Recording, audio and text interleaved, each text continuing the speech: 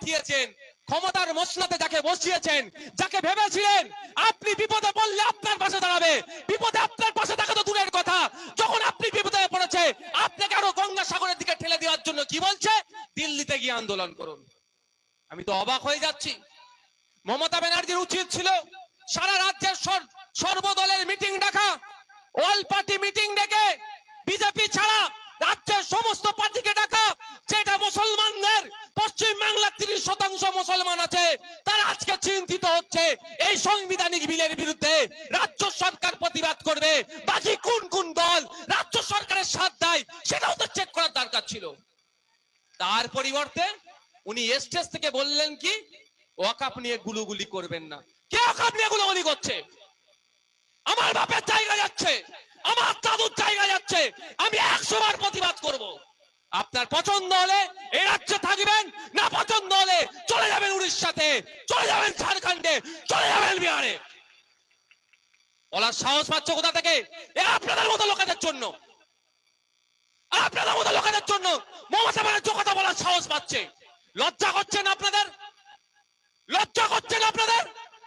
মুর্শিদাবাদের মতো জেলাতে দাঁড়িয়ে, যেখানে সংখ্যালঘু সমাজের মানুষ প্রায় 70%, ওখানে দাঁড়িয়ে এই ওয়াকফ নিয়ে যেভাবে খিল্লি করলো, পেলে কোথা থেকে সাহস? আপনারা দিচ্ছেন, জানে দুধেল গাই পকেটে ভরে রেখে দিয়েছি, ভোটের দিনে 500 টাকা দেবো, বিজেপির একটু ভয় দেখাবো, ভোট তো চলে আসবে। এই হচ্ছে আপনাদের দুরবস্থা। আমি তো ভেবেছিলাম মমতা ব্যানার্জি মহাশয়ের কাছে উনি অল পার্টি মিটিং ডাকবে, সবাইকে ডাকবে, উনি প্ল্যান করবেন, সবাই প্রতিবাদ করবে, কিন্তু উনি লিডার হয়ে থাকবেন। যদি মমতা ব্যানার্জি জায়গায় আমি থাকতাম না, জায়গায় আমি অল পার্টি মিটিং ডেকে দিতাম। এই সবাই বলো কি করব, সবাই বলবে প্রতিবাদ হোক, সবাই বলবে সুপ্রিম কোর্টে মামলা হোক। আমি মুখ্যমন্ত্রী থাকলে বোঝানোর জন্য বলছি, আমার মুখ্যমন্ত্রী হওয়ার ইচ্ছা নাই, আমার দলে কেউ থাকলে তাকে দিয়ে আমি মামলা করিয়ে দিতাম। তাহলে হিরো কি হতো? যে মামলা করছে সরকার। তার পরিবর্তে কি বলছে, দিল্লিতে গিয়ে ভোটের সময় যখন আসবে আপনারা দিল্লির রাস্তা দেখাবেন তো? কারা দেখাবেন? এটা হাত তুলে দেখান, এটা মাথায় রাখবেন।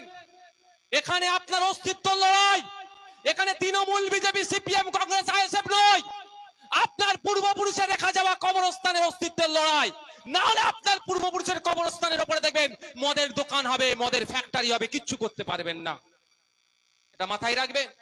যখন আইনটা পাস হয়েছে, সংখ্যার ভিত্তিতে পাস করালেও আমি তার কয়েকদিনের মধ্যেই আপনাদের উদ্দেশ্যে বলছি, একটা পোস্ট করেছিলাম আমার অ্যাডমিনকে দিয়ে, যে তুমি আমাকে মারলেও আমি এই আইনের পরিবর্তে, তুমি আমাকে জেলে দিলেও আমি এই আইনের পরিবর্তে, তুমি আমাকে খুন করলেও আমি এই আইনের পরিবর্তে।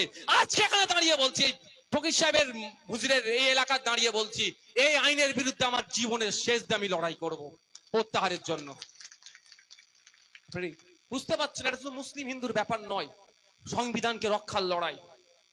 আজকে সংবিধানের আইনকে সম্ভবত সম্পূর্ণরূপে অনুচ্ছেদগুলোকে উল্লঙ্ঘন করছে, আক্রমণ করছে, ভায়োলেট করছে, তাকে বাঁচাবার লড়াই। আচ্ছা একটা কথা বলুন, সহজ ভাষায় বলছি, আচ্ছা এস্টেট জমি জায়গা সংক্রান্তটা কাদের?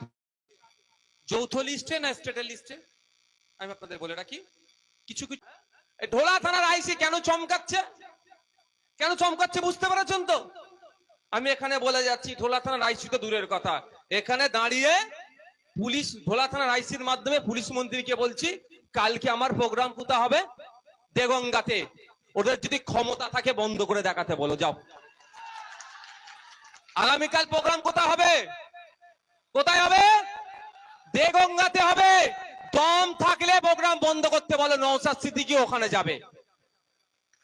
আমার অধিকার, দলিতের অধিকার, আদিবাসীর অধিকার, মুসলিমের অধিকার ক্রমশ খর্ব হচ্ছে।